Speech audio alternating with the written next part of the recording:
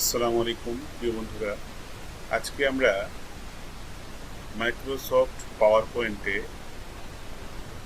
জাতীয় পতাকা পথ করে উঠছে এমন একটি অ্যানিমেশন তৈরি করব। এর জন্য আমাদেরকে প্রথমেই মাইক্রোসফট পাওয়ার পয়েন্ট ওপেন করতে হবে। এরপর আমরা হোম রিবন টেপ থেকে একটি শেপ, পতাকার আদলে একটি শেপ সিলেক্ট করে আমরা একটা শেপ তৈরি করে নেব। এরপর আমরা এই বরাবর একটি বৃত্ত এঁকে নিব, আমাদের জাতীয় পতাকা লাল বৃত্ত। আর আমরা একটু স্বাভাবিকের চাইতে বেশি পরিমাণে দুই সাইডের দিকে এবার এই বৃত্তটিকে আমরা একটু লাল রং দিয়ে দিই, আর জমিনটাকে আমরা দিয়ে দিই সবুজ। ব্যাস, পতাকা হয়ে গেল। কিন্তু এখন এখানে অ্যানিমেশন প্রয়োগ করতে হবে। অ্যানিমেশনটা প্রয়োগ করবো যে পতাকাটি উঠছে। এর জন্য আমাদেরকে এই যে একটু বাঁকা একটি শেপ আছে, এরকম একটি শেপ আমি টান দিয়ে এনে নিলাম। এটা বেশি একটু লম্বা করব না, এটা বেশি লম্বা করলে অ্যানিমেশনের ঢেউগুলো ছোট ছোট হবে। আর যদি আমরা এটাকে এই অবস্থায় রাখি তাহলে ঢেউগুলো একটু বড় বড় হবে। আমরা নিখুঁতভাবে এই দুটোকে জোড়া দিতে হবে, সেটা দেখার জন্য আমরা একটু বড় করে নিলাম। এবার এই দুইটা শেপের যে আউটলাইন আছে, নো আউটলাইন করে দিলাম এবং কন্ট্রোল জি চেপে এই দুইটা শেপকে একত্রে আমরা অ্যাড করে দিলাম। এবার এটাকে রাখবো এই। এবার আমরা এই শেপটির ভিতরে একটা অ্যানিমেশন প্রয়োগ করব। অ্যানিমেশন রিমোট ট্যাবে ক্লিক করলাম। এরপর এখান থেকে আমরা মোশন পাথ সিলেক্ট করব। এখন দেখছি মোশন পাথ অ্যানিমেশনকে এখানে প্রয়োগ হচ্ছে, কিন্তু এটা এখান থেকে এদিকে যাত্রা পথ আছে।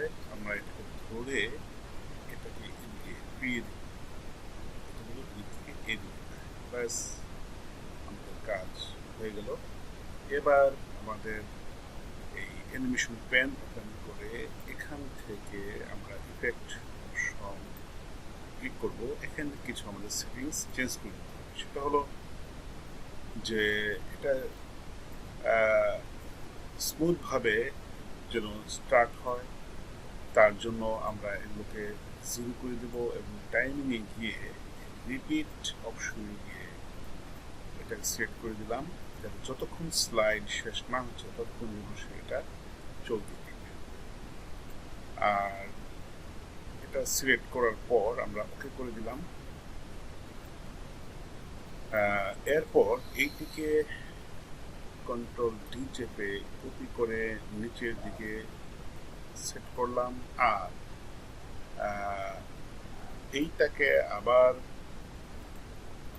সিলেক্ট করে আমরা তৃতীয় আরেকটি তৈরি করলাম। এরপর এটাকে আমরা একটু ঘুরিয়ে দিই, এই ঘুরিয়ে দিয়ে এটাকে এখানে কিন্তু দেখা যাচ্ছে এর গতিপথ কিন্তু এদিক থেকে এদিকে হয়ে আছে।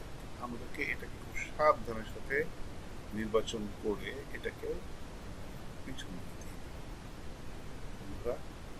মোটামুটি আমাদের অ্যানিমেশন প্রক্রিয়ার কাজগুলো শেষ।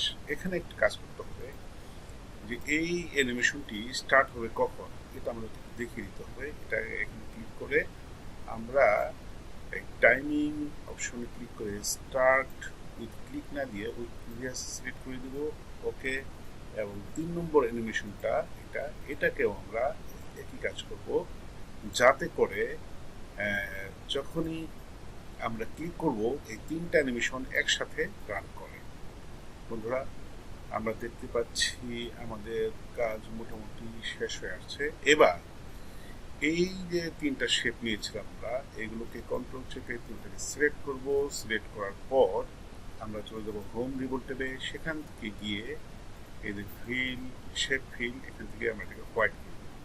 ব্যাস, হয়ে গেল আমাদের পতাকার শেপ। এখন একটা বিষয় হলো, ঢেউগুলো যেহেতু যাচ্ছে এদিক থেকে এইদিকে, তাই আমরা এই শেপটাকে ধরে এদিকে দিয়ে দিব।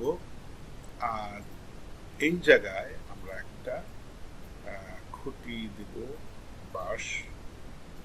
আমরা এটা রং একটু বাঁশের কালার দিলে ভালো লাগবে, একটু এরকম কালার দিলাম। এটাকে জীবন্ত করার জন্য আরো অনেক কিছু করা যেতে পারে। এর মাথার উপরে আমরা একটা ছোট্ট এটা বসিয়ে দিই, ব্যাস চমৎকার হয়েছে। এটার রংটা আমরা একটু পাল্টে দিই। এই বন্ধুরা, আমরা একটু রান করে দেখি যে আমাদের জাতীয় পতাকাটা কেমন হলো। এই হচ্ছে আমাদের জাতীয় পতাকা। যখন আমরা এখানে ক্লিক করব তখনই এখানে অ্যানিমেশনটা চালু হয়ে যাবে। ধন্যবাদ বন্ধুরা, আপনারাও নিজেদের কম্পিউটারে এটা অন করে তৈরি করে দেখতে পারেন। এই অ্যানিমেশনটি শিখলে আমরা শিক্ষার্থীদের সামনে প্রয়োজনীয় অনেক কিছু অ্যানিমেশনের মাধ্যমে তৈরি করে আমরা দেখতে পাবো। সবাইকে